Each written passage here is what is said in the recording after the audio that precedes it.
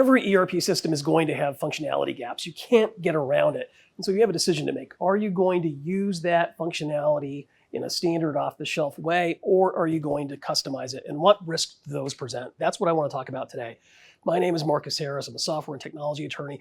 For over 20 years, I've drafted and negotiated a variety of technology-related agreements and litigated those agreements in courts across the country when they go sideways. So most companies are going to address gaps in functionality in one of two ways. They're either going to change their business processes to adapt their business to those gaps in functionality, or they are going to customize the software. And I think if you're going to customize the software, there are certain things you have to be aware of. And I think the first thing is that the lack of fit between your business processes, and the way that software actually operates out of the box or standard with standard functionality, that lack of fit is going to create problems. And certainly, you can use workarounds, you can modify your business requirements, business processes, but if these are core functionality requirements or core business requirements that you need out of that software, simply modifying the way you do business is probably not going to work. And I think if you're going to customize the software, you're in for some challenges, certainly. And I think if you're looking at standard SaaS software, the reality is that the model of delivery of that type of software does not really allow for substantive changes in the source code. I mean, it's a one size fits all proposition for the most part. That's not to say that there is not an ability to configure the product to meet your requirements. You can certainly do that. But I think, if you are going to need to make substantive changes to the source code, you may be in for a surprise. Let's assume that you do have the ability to do that with whatever functionality you are accessing and obtaining. And the risks associated with this are immense. As you look at the risks of customizing your software, I want to talk about the risks created in the implementation process itself. And I think you've got to be aware that what you're doing to that software when you are changing the software code or the source code is you are essentially breaking the software. You are introducing a whole new level of technical complexity to that software that you're going to have to deal with. There are going to be higher upfront implementation costs associated with making customizations to the software. There's going to be additional development time. You're going to have to pay for additional resources.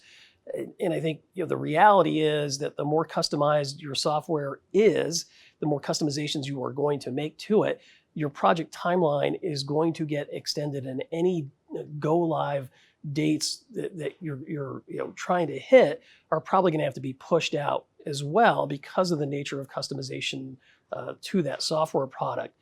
You also need to be aware that the cost to maintain that software product over time is going to be higher than if you did not make customizations to it.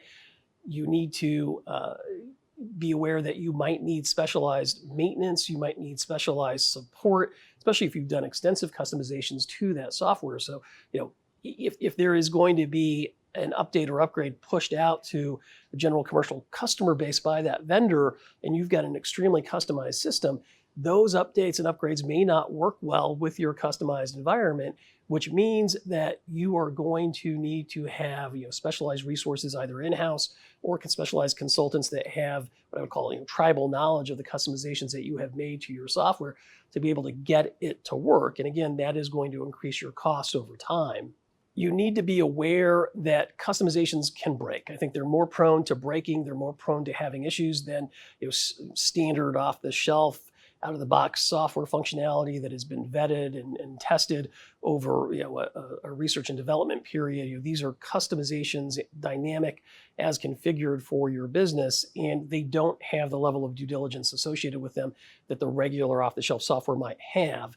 Again, they can be incompatible with new releases, upgrades, or updates to the software.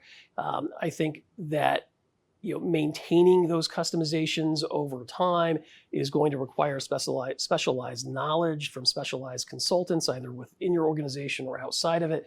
That specialty may be difficult to obtain. I think you're going to lose what I would call tribal knowledge as consultants leave the organization, either internally or externally.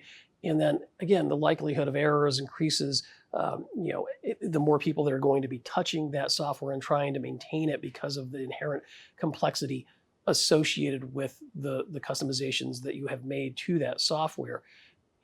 Make no doubt about it that custom code is going to introduce additional points of failure.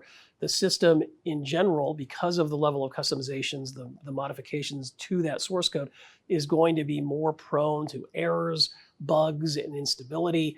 I think that if you've got a heavily customized system, those customizations can actually tax the system. There's going to be increases in lag time. There are going to be slower processing times. There are going to be additional problems, especially if you're processing a high volume of transactions through that heavily customized system. You're definitely going to notice that there is going to be a slowdown in that system. In most cases, I mean, if you're processing hundreds of thousands of invoices and you add a second to each one of those process times, that could be a substantial or have a substantial impact on your business. So these are things that you definitely need to be aware of as you're making a decision as how to deal with these gaps in functionality. As you look at how you're going to deal with these issues, I mean, whether you're going to customize, have a heavily customized system, or modify your business processes to adapt to those gaps in functionality. I mean, I think it's not one way or the other necessarily, and I think most people are kind of in the middle in the way that they do this. And I think that's really driven by the nature of the software that you are paying to have access to.